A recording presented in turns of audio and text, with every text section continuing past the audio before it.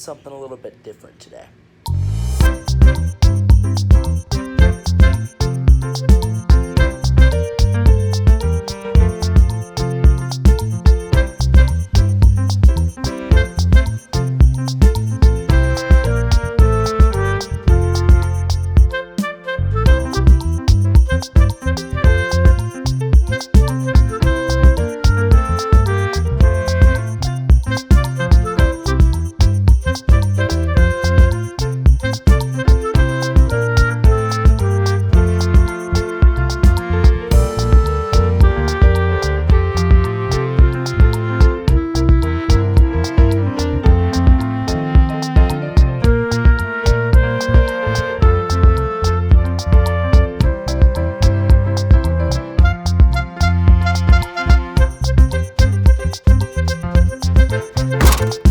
So you're probably thinking, Braden, what the heck? You're in the car before the video even starts. You're doing all the travel stuff. What's going on? Well, you shall see. It'll be a surprise. Ooh, surprise.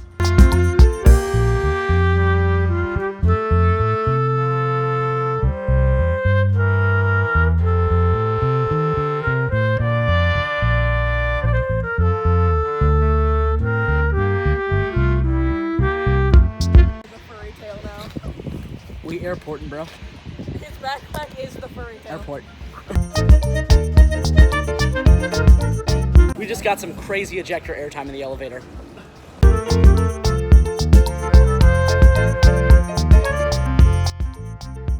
We're here at the new amusement park, San Diego Airport, and we're queuing up for Southwest Airlines. Southwest Airlines. The brand new for 2022 ride. It's brand new. We're in the station for the ride now, and I'm gonna tell you, it is themed just so well. Just Southwest. It's one of the greatest. I mean, the theming in this ride is immaculate, right? The station genuinely looks like a Southwest airport terminal. Jelly in it, Just bro. put jelly in it. Just put jelly in Put it. jelly in it. Nearly on the ride. This queue is actually so fast. I mean, this ride is incredible. Like, the theming, this like last little hallway, this theming, it really feels like you're in an airport. It's actually incredible. Super impressed with these restraints. There's no lap bar or anything. It's just the seatbelt. It's Stupid tail. lap bars. You know, there's not even a lap bar. It's just a seatbelt. What do you think? These restraints are pretty sick. This is a very modern coaster. Let me tell you that.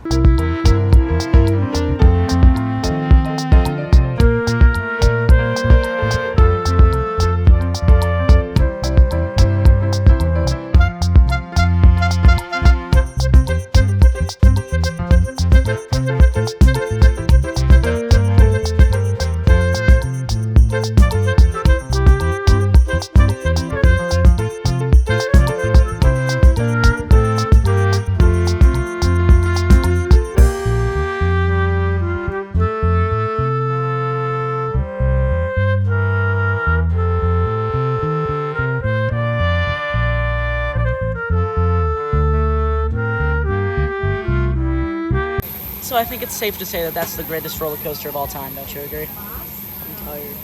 That was a long. New number one. Yeah, it's so long. It's like 5 hours, which is actually ridiculous. That was like, a long roller coaster. yeah, I could wait in Ghost Rider's line like 3 times on that flight.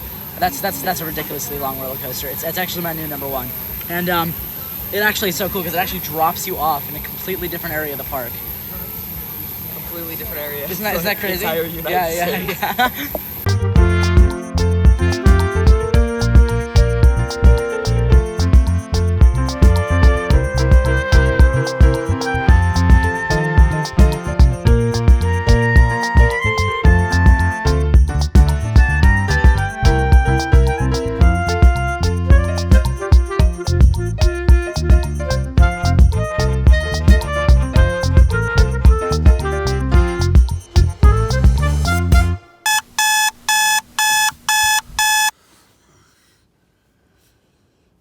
Okay, you can start the video like normal now.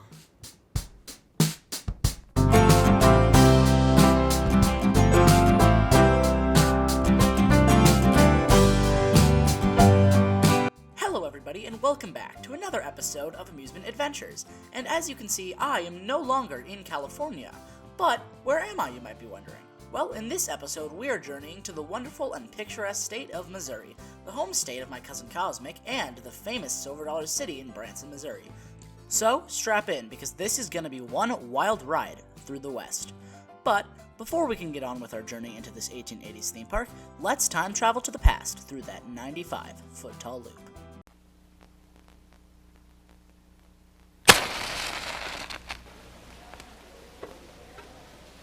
It all started here in Marble Cave. Many years ago, some 500 years, the Osage Indians knew it only as a mysterious black hole. They called it the Devil's Den. The legend tells of a young brave hunting a bear. Both were swallowed by the darkness, never to be seen again.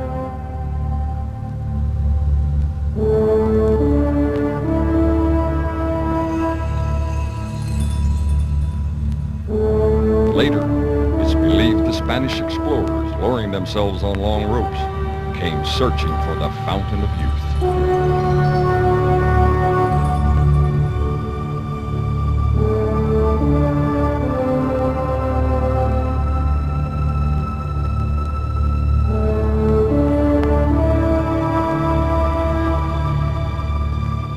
In the 1850s, the miners came, full of dreams of riches, silver and marble.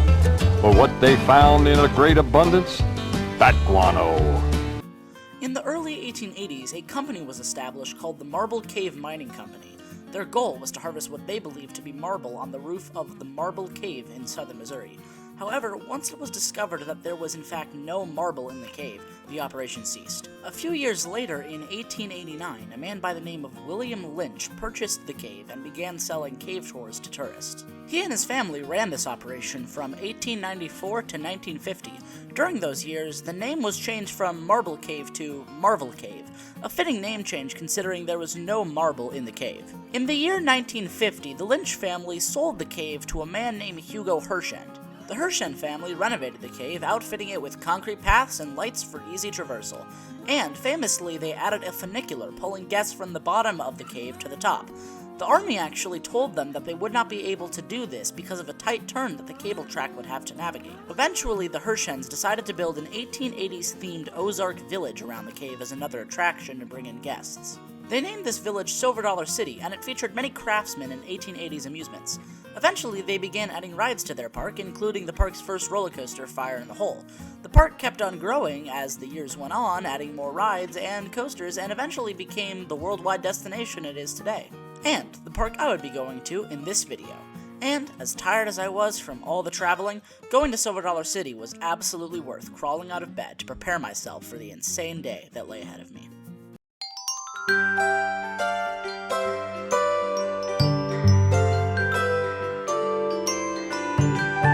After forcing myself out of bed, I proceeded to do what any sane person would before going to a theme park. Took a shower. And brushed my teeth. Before stepping outside into the beautiful Missouri morning. Missouri.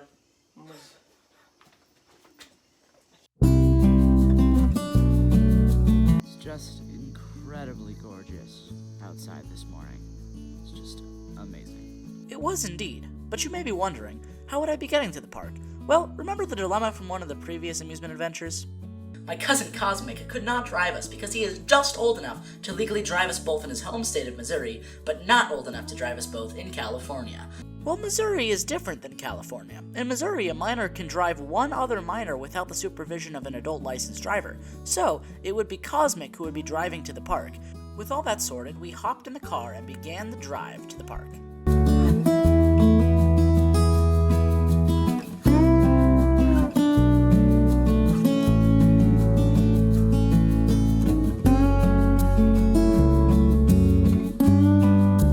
After a quick stop at Starbucks, we continued on.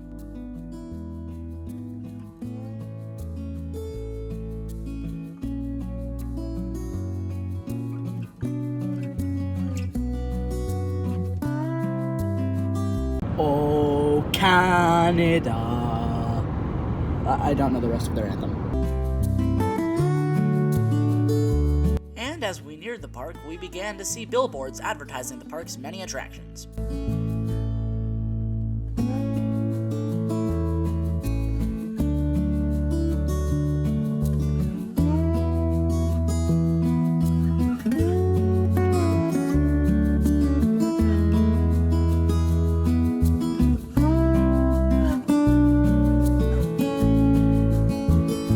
Finally entering into the parking lot and seeing the coasters peek above the trees.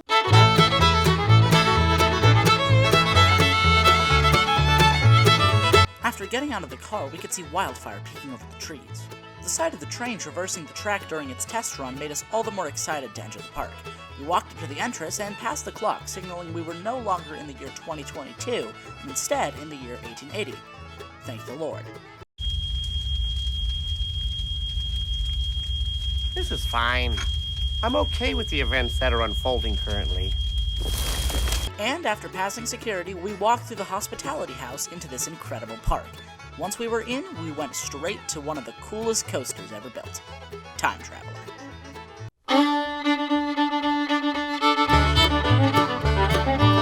Time Traveler might have one of the coolest entrance signs of all time. The rotating gears just make for an incredible visual. The first part of the queue is a series of stairs going down to the base of the 3-story building housing the station and the rest of the queue. And this queue house is honestly incredibly well done.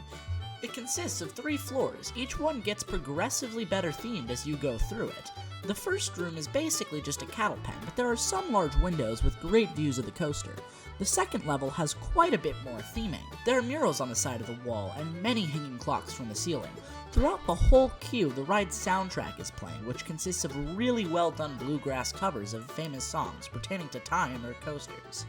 If you want to give this incredible soundtrack a listen, I will link a video of a recording of the entire thing in the description for you to check out. The final level is the station itself, and this is an incredible station. The spinning gears on the ceiling add a lot to the atmosphere of the station, and the trains themselves are just incredible. I think they might be my favorite looking coaster trains I've ever seen. Once we were in the station and the air gates finally opened, we boarded these amazing trains to get ready to travel through time on this insane Mach Extreme spinning coaster. Time Traveler begins with a bang. When the train dispatches, it slowly rolls out of the station as you hear 3 chimes signaling the start of your epic journey through time. After this, the train literally drops 100 feet right out of the station. That's right, there's no lift, no launch, no nothing. Because this ride is situated on a hillside, it's able to drop 100 feet literally directly out of the station. This drop is absolutely incredible, if you're in the back. You see, in any other rows besides rows 8 and 7, this drop kind of falls flat. That's one of the reasons why with this ride, I wouldn't even bother riding in any other rows, so the rest of this overview will be from the perspective of the back car. This first drop is so good. The ejector is straight up insane. Plus, the spinning of the car really gives this element a unique feeling that you can't get on any other coaster. You could say it gives it a nice spin. Oh, brother, this guy stinks! After this legendary drop, you twist into a slow-moving dive loop that gives some good hang time, but it's seriously enhanced by the spinning factor. This goes without saying for all the inversions, but it's so cool to take a classic element that you've experienced before, but spinning. It gives the element a whole new perspective, and it's a super unique feeling that varies from ride to ride. Which is one of the reasons that Time Traveler is so re-rideable. After the dive loop, you enter a quick snap to the left that can throw you around a bit before twisting to the right through a low-to-the-ground turn, rotating throughout the whole sequence, before twisting up into the launch track of the first launch. You then wait through a brief pause before launching back up to speed. The pause does slightly disrupt the pacing, but it does give you a second to catch your breath. I just wish they had kept the show scene that was originally planned for this section of the ride. After the launch, which is not too forceful but does do well at getting you up to speed, you traverse a large overbank turn that feels quite bizarre when combined with the spinning trains. The sensation is almost like hang time while simultaneously being pulled in the direction your car is spinning. After this overbank, you twist up into a 95-foot tall loop! A 95-foot tall loop! That's right, I said a 95-foot tall loop. A 95-foot tall loop. Oh, and did I mention it's a 5-foot tall loop. Okay, I think you get the point now. The loop gives some absolutely crazy hang time, and it's honestly a wild feeling taking a loop while spinning. After the 95-foot tall... 95-foot tall... Okay, I'm actually done now, I promise. So, after the vertical loop, you traverse my favorite part of the ride. It's a switchback airtime hill that gives absolutely insane ejector airtime. The crazy airtime paired with the quick snap of the track and the spinning of the trains makes for one of the craziest moments on any coaster I've experienced. It's single-handedly the most intense moment on the whole ride, which is crazy considering the first drop is as intense as it is. After this absurd airtime hill, you go into a low-to-the-ground turn and up into a corkscrew or zero-G roll. This inversion is crazy. Taking that corkscrew while spinning makes the inversion feel like a backflip more than anything else. And a quick backflip too, because the train traverses this corkscrew quite quickly, giving some good snap as it goes through. After the corkscrew, the train pops up into an ejector airtime-filled bunny hop before hitting the second launch. This launch is a rolling launch, so it feels a little faster than the first, but you do have less acceleration, so there's less overall force. After the launch, you twist up into two high bank turns that feel similar to the overbank right before the 95-foot tall loop. Alright, I'm sorry, I'm actually done now. And this time, I really mean it. These two turns are really just there to get you back up to the level of the station, as once you complete these turns, the train hits the brakes, ending your ride on the one and only Time Traveler. Time Traveler is absolutely incredible. I love how rewritable it is. Not only is it impeccably smooth, but the spinning makes it a completely different experience every time. The ejector on the first drop in the back row and the ejector on the switchback hill and the bunny hill are incredible pops of intensity that are sprinkled perfectly through the hang time filled and whippy inversions. The launches, while not being the most forceful, help to add to the ride's sense of speed. I would be a liar if I gave Time Traveler anything less than a 9 out of 10. One of the best coasters ever built.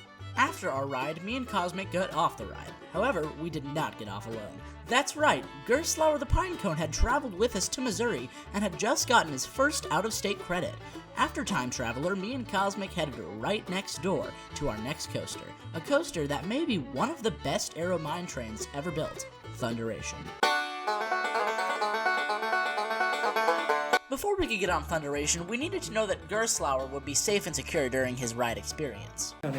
Gerstlauer's in Putting Gerstlauer in his train, and we're locking him in his lap bar right now. We're making sure he's safe before we dispatch. And then we're gonna go on Thunderation. After Gerstlauer was tucked safely in my pocket, we walked into the queue. Thunderation's queue is pretty neat. It goes underground and passes by some mining theming before finally entering the station, where we immediately realized this ride was a walk-on. And once we were in this absolutely empty station, we hopped right on to the back row of Thunderation. Thunderation consists mostly of turns and helices that make their way down to the bottom of a hill. After a few turns and dips, the ride transitions into a helix that actually has some really good laterals. Halfway through this helix, you transition into a tunnel that continues until the helix is complete.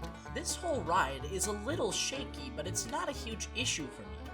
However, this tunnel is the bumpiest part of the ride. It's really bumpy, and it could be a little uncomfortable for some people. Emerging from the tunnel, the train takes a slight dip down. With the speed you have, this dip actually gives some pretty decent floater airtime. After this dip, you enter a long drawn-out turnaround that gives good laterals. The best part of this turn, however, is the speed. This is the fastest point of the ride, as you have been picking up speed the whole ride as you thunder down the hill. And this is the lowest portion of the coaster. This whole ride is deceptively fast, and the speed combined with the incredible terrain setting is really what makes this ride in my opinion. After the turnaround, you pop up into another tunnel before taking a slight dip down and descending the clackety lift hill. This lift hill is a little strange as it has a slight kink to it, but it serves its purpose well in getting the train back up the hill to the level of the station. But unlike a ride like Ninja at Magic Mountain that also uses a chain lift to get from the bottom of a hill back up to the station, Thunderation does not end with the lift hill. Thunderation throws in a final drop and turnaround as a nice little finale to the ride before it hits the brakes and ends your ride. Thunderation is honestly a great coaster. It's bumpy in quite a few places, but as far as aero mine trains go, it's pretty smooth, and it's definitely my favorite mine train. Thunderation scores an easy 6 out of 10, a solid coaster that's excellent for families, with a great use of terrain. After our ride on Thunderation, Cosmic and I decided to walk all the way to the other side of the park because we could not wait any longer to get on the legendary Rocky Mountain Construction wooden coaster, Outlaw Run.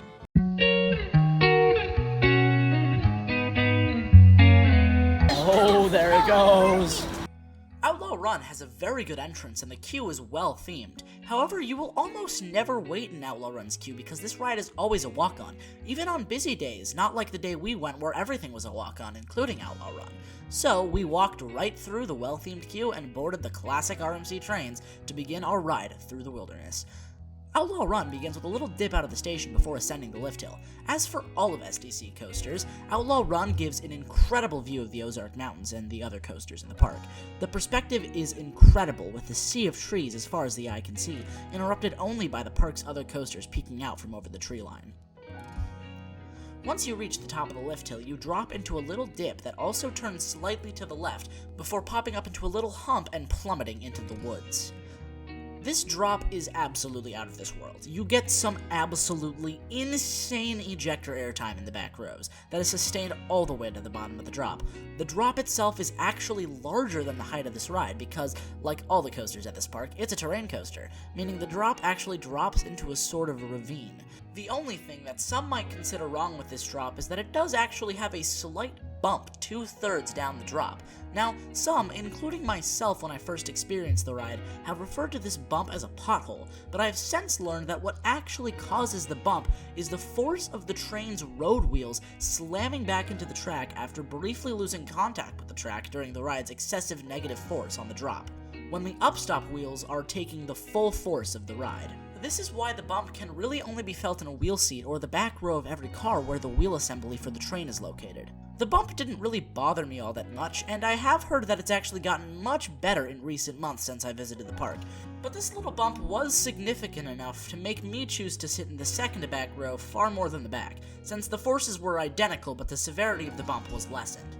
The very back row was in no means rough. This entire ride is incredibly smooth for a wood coaster, but the second to back was just ever so slightly smoother.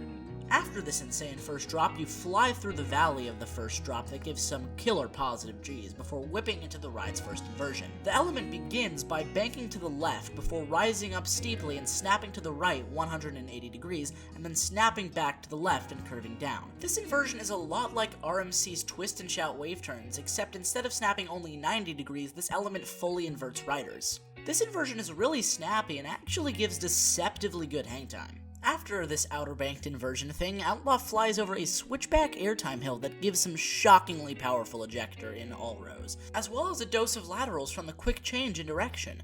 In my opinion, any airtime moment is improved when combined with laterals. After the switchback hill, you careen over an equally powerful straight bunny hill, but this time without the change of direction the first had. After the bunny hill, you fly into what is kind of a wave turn overbank hybrid. The pop up into this element gives a pop of floater in the front, and the twist out of the element diving into another elevation change gives good flojector in the back. The next element is a classic wave turn. However, this element is actually only a classic because of this ride, as Outlaw Run was the first coaster to coin the term wave turn. This element gives some awesome sideways flojector in all rows before diving back down and twisting into another quick bunny hill, giving some incredible ejector airtime. The bunny hill transitions into a quick turn to the right, setting this coaster up for its epic finale, the famous double barrel roll. This roll is genius on so many levels. It's the perfect way to get the train out of the ravine and back up to the level of the station, because the loss of speed due to climbing up the hill actually enhances the element instead of taking away from it. This double barrel roll gives some of the most insane hang time I've experienced. Your thighs are pressed up against the lap bar so hard as you slowly rotate through these two back-to-back inversions. The second roll is even crazier than the first, as by now you have lost a ton of momentum and you are crawling through the inversion. This pair of inversions is the perfect way to end this incredibly paced ride. It manages to keep the action and excitement of the ride up, even as you lose speed. This ride as a whole is a masterclass at pacing and going full force until the train smoothly transitions out of the barrel roll and hits the brakes. Outlaw Run is an absolutely insane coaster. It's incredibly intense from start to finish and does not let up until the ride is over. The setting is also incredible. Flying through the woods really enhances this ride's sense of speed. All this, combined with the insane airtime and hang time-filled inversions, along with the ride having the classic wood coaster feel and charm, scores Outlaw Run an easy 9 out of 10. It's easily the best coaster in the park. The Outlaw Run hat. Merch! You got the Time Traveler. You got the shorts on. I'm boogieing. He boogieing the down. slide. After Outlaw Run, we headed over toward Wildfire to get a ride on this awesome B&M coaster.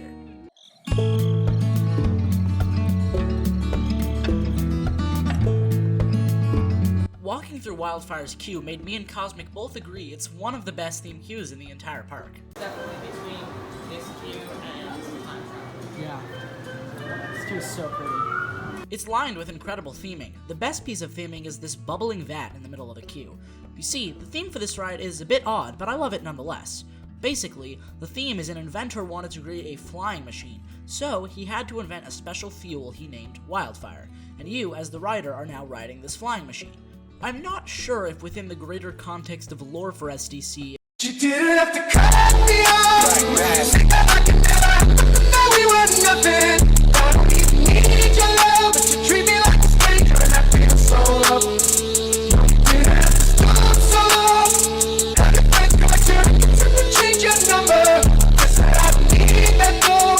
Now you're just somebody that I used to know. if the inventor on this ride is the same as the inventor who invented the time machine in the Time Traveler theme. But I do know that Cosmic and I were very excited to walk through the air gates and get on this B&M beast.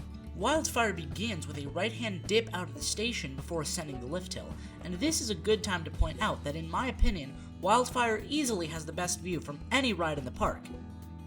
The sprawling Ozarks are laid before you, and in the distance you can see Table Rock Lake glistening. This coaster's setting is truly outstanding. Once you reach the top of the lift, you descend into a shallow pre-drop into a right-hand turn where the incredible view is laid out before you. And then you go into the first drop. This drop is outstanding. It gives some absolutely insane floater airtime in the back row. Like, I quite literally did not touch my seat for the entire way down the drop. It is an incredible feeling. This drop plunging into the woods is easily my favorite part of the ride. It's so good. Many have compared this drop to the drops on B&M Hypers. Seeing as I have not been on a B&M Hyper, I personally can't make that comparison, but I can say the drop on Wildfire is insanely floaty and incredibly enjoyable. After this drop, you fly into an Immelman that gives weak hang time before traversing a large vertical loop that manages to deliver some faint positives. After the loop, you fly through a low-to-the-ground turn that adds some excellent flair to the ride. This leads into the massive Cobra Roll that's honestly pretty snappy. You then traverse another awesome low-to-the-ground turn that really adds to this ride's sense of speed, before winding through a corkscrew that gives a little hang time and faint whip. After this corkscrew comes a helix that gives faint positives before the train twists up into the brakes, ending your crazy ride on Wildfire. Wildfire is honestly so good. It's one of my top B&M coasters, up there with Silver Bullet and Riddler's Revenge. The queue is also incredibly well themed, and the view is easily my favorite of any coaster I've been on. However, some of the inversions, most notably the Immelman, fall a little flat for me. Wildfire scores a 7 out of 10, an incredible coaster, most certainly. As we were exiting Wildfire, I could not help but smell the nearby Skillet cookery, and being as it was lunchtime, that is exactly where I wanted to stop next. The potato sausage skillet is easily my favorite food item at any theme park. It's savory and incredibly hearty. So good. I'm a sucker for potato skillets, and this is no exception. This dish is an easy 10 out of 10, and it's a must-get for me whenever I visit the park. After our lunch, we wanted to ride Powder Keg. However, since it had only recently stopped drizzling and Powder Keg can't operate in any sort of precipitation, it was still going through its test cycles for the morning in order to open. So, we decided to quickly get a ride on one of the most charming coasters of all time, Fire in the Hole.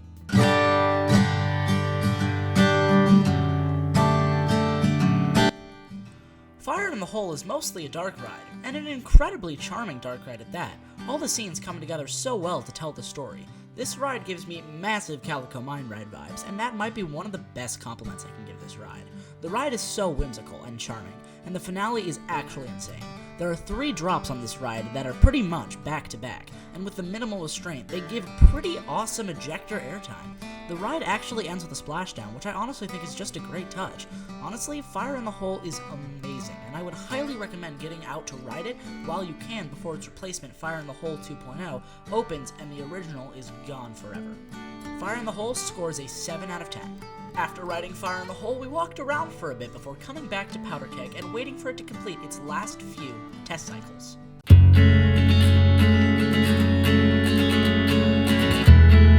We were waiting right at the entrance to Powder Keg when they open the line, so we walked right into the queue. This queue is themed quite well. My favorite bits of theming are the fire spout when the train launches and the car of the ride that Powder Keg replaced embedded in the roof. You see, Powder Keg used to be a water ride coaster hybrid known as Buzzsaw Falls, but that ride did not perform as well as SDC intended, so they decided to convert it into an air launch coaster by S&S, and that would become Powder Keg. Powder Keg actually does reuse some of the track from the old Buzzsaw Fall ride, but it's mostly new track. Seeing as we were the first people to enter the queue, we also managed to score a front row ride on the first public cycle of the day. First ride of the day on Powder Keg, literally the first one. Just opened because it stopped raining. Good. Yeah. Needless to say, we were ecstatic to hop on this incredible launch coaster. Powder Keg starts off quite oddly. The train slides onto a transfer track and then it gets pulled up sideways to align with the launch track. This is a very quirky way to start the ride. Am I quirky? And it's just a taste of the bizarreness that is this ride. Once the transfer track has aligned with the launch track, you will find yourself in a themed building where you will be warned to get out before the imminent explosion goes off. You then roll forward into the launch position. A light will signal the start of your ride and then you're off. This launch is incredible. It's deceptively forceful. It's honestly the most forceful launch I've experienced that's not accelerator at knots. It's that good. After this gut wrench of a launch, you fly over a camelback where the drop is far larger than the rise up due to the way this ride uses terrain.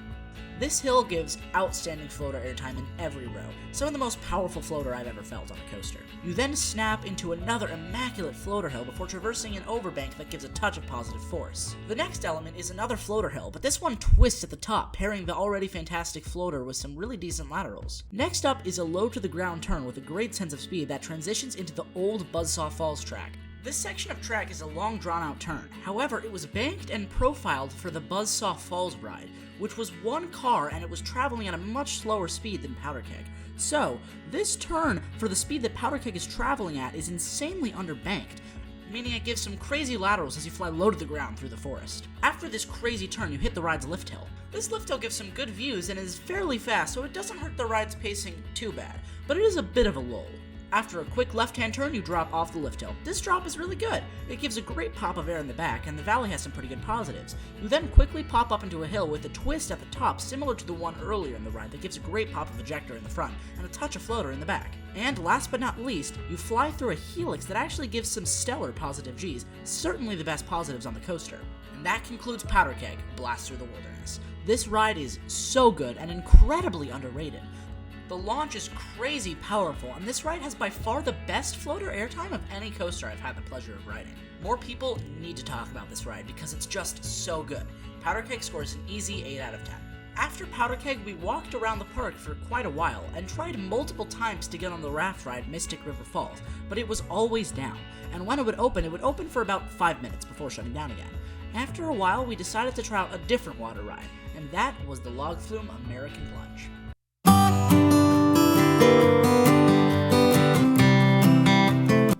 American Plunge is a gorgeous log ride. It's surrounded with nature and the wooden structure just makes the ride feel so rustic. The ride itself is also super scenic with some cool figurines and a few tunnels. The final drop also gets you quite wet. American Plunge scores a 7 out of 10. A really nice and very peaceful log ride. Okay, that was not that wet actually. What did I do wrong? We didn't get wet at all. It was actually kind of... We didn't get wet at all. No, not... Me soaking wet? Not even a little bit, no. I got soaked in the back. How does that work? I was in the very front, he was in the very back. He got absolutely drenched. We actually went twice because the ride operator was like, you want to go again? You want to go again? So we just were like, sure. Yeah, sure. Now we're just going to go on another water ride and get... Even more drenched. So it's Mystic River Falls time. After getting soaked on American Plunge, we wanted to get more wet on Mystic River Falls, but it was still closed. So we continued to walk around the park getting re-rides on our favorite coasters and waiting and praying that Mystic River Falls would open. And eventually we checked the map on the app and saw that it was open. So we ran as quickly as we could to the entrance of Mystic River Falls. Mystic River has a nice entrance. The letters are solid and bold and they make a great first impression. The queue is also pretty nice. The boarding, however, is quite arduous and takes a long time. It's a slow-moving conveyor belt, which I think is far less efficient and far less visually appealing than the turntable method found on many raft rides. The rapids on this ride aren't half bad, and the elevator lift is pretty cool, but the drop really doesn't do much. There is not much force and it's really not that fast. I will admit though, the little turnaround before the drop is cool and honestly a little frightening. The elevator lift, while cool, to me just feels gimmicky, and it causes all the ride's downtime. And from what I've heard from locals, it also took away from the charm of the raft ride it replaced, getting rid of an awesome cave section where a heartbeat played and replacing it with the elevator lift. And while I have not ridden the original, I would know that I would not want any of the charming rides near me to have all that charm ripped out in favor of a gimmick that absolutely tanks the ride's reliability. Overall, Mystic is a fine raft ride with some good rapids and an interesting finale, but the ride's reliability is atrocious. If you see this ride open, ride it as quickly as possible before it closes, because it's almost guaranteed to close during your day. Mystic River Falls scores a 6 out of 10. To dry off from the water ride mayhem, we got many more rides on our favorite coasters, and some of the park's awesome unique flat rides, such as Firefall, a little SNS drop tower with some great views of the park and a little pop of airtime at the top that I will give a 7 out of 10. And the Giant Barn Swing, which is an incredible SNS screaming swing nestled in a giant barn structure. This flat ride is so much fun, and it gives incredible views, and it has great floater airtime on the upswings and insane positives on the downswings. This is currently my favorite flat ride of all time, scoring a 9 out of 10. We also stopped by Silver Dollar City's famous Grandfather's Mansion Funhouse. Never done a funhouse before. You haven't? No. It's so much fun. Oh, that's cool. Upside down bedroom, look at Grandpa, infinite me, all the power. After a while of exploring the park, we eventually found ourselves in the area of the park known as the Grand Exposition. It was a charming area filled with whimsical rides and atmosphere. However, I could not enjoy this area properly because I was too frightened of what I saw before me. Remember when me and Cosmic rode the horrifying and insanely intense Timberline Twister at Knott's and barely made it out alive? Well, we now had a coaster that was very similar before us. One that's known all around the world as one of the most insane coasters in the entire world. Formula Rosa, it's faster. King Ka, it's taller. Smiler, this coaster has more inversions. I-305, this coaster is more intense. Steel Vengeance, this coaster has more airtime. The legendary coaster that was before us now was none other than the Grand Exposition Coaster.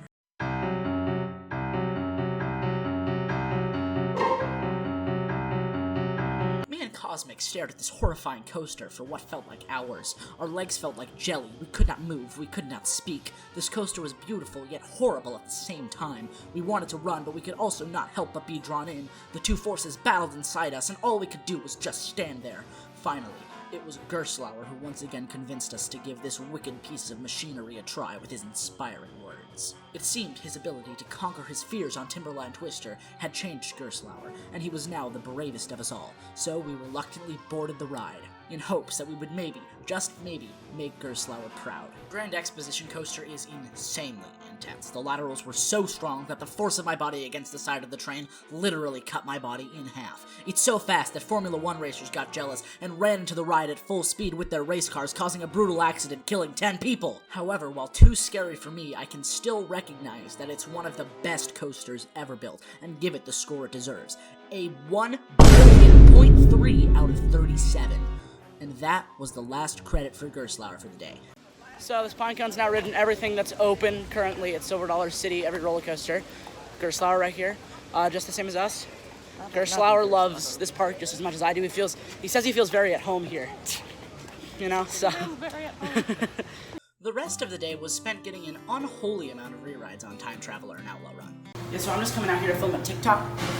And what was crazy is even as the sun was setting, we were only halfway done with our trip to SDC. You see, we were going to be staying the night at a nearby family friend's house and returning to the park in the morning for another day at SDC.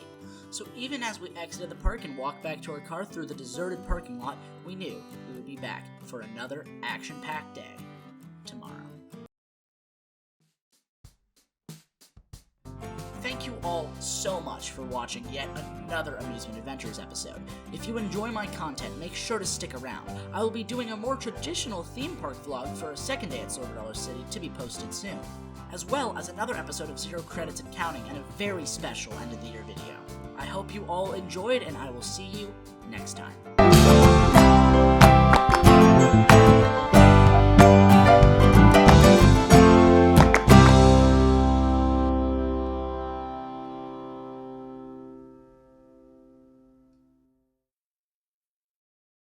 A 95-foot tall loop.